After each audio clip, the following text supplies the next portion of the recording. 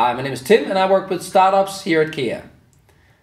I want to give you a short introduction to a tool that I was introduced to plus 1 year ago. It's called Pretotyping and not Prototyping.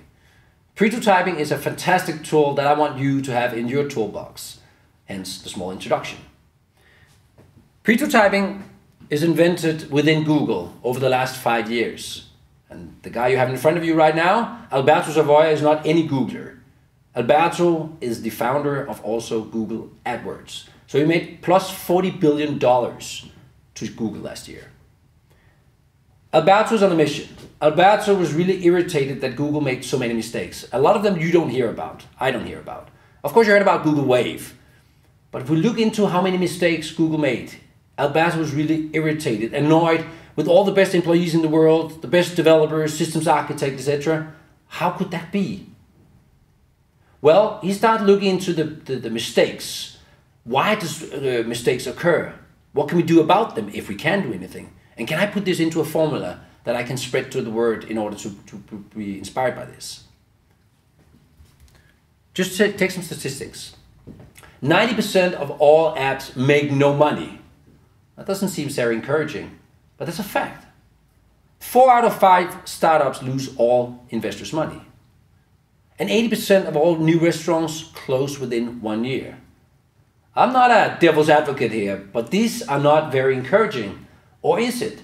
Because the thing is, if you start looking at this saying, okay, is my business idea part of this statistics? Or is it part of the good statistics with only a few options? He started about to look into, with a big analytic bureau, Nielsen, how many ideas were actually failing. And it shows years after year that 80% is failing. That's a lot. When I saw this number first, I was like, that cannot be right. But testing this in the market, a lot of people think that 80% is low. I think that is very, very interesting. So why do we fail? One is the launch. When you launch your new idea, it might be that you don't get into the shops you want to get into. The other thing is the operation. It might be that the product or the service that you develop is not functioning well. But these two things are nothing compared to the last one, the premise. Is the premise right?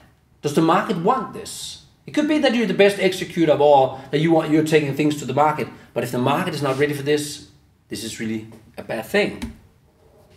Pretotyping in its essence is all about validating the market interest. So the whole thing is to find out before you build the product. And that's why the name Pretotyping, if you stretch it a bit, it's called Pretendotyping. So you actually simulate that something exists in order for the client to say, I want to purchase this. Whereas in prototyping, you kind of have a product development or product validation.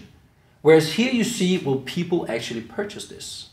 I think this is the jumping part. Where I saw this plus 1 year ago, I was really, wow, I like that. Why haven't I been thinking about that? I've been doing startups all my life. I would have liked to know this. So this is why I tell you about this today. So the whole thing is to learn to kill your idea.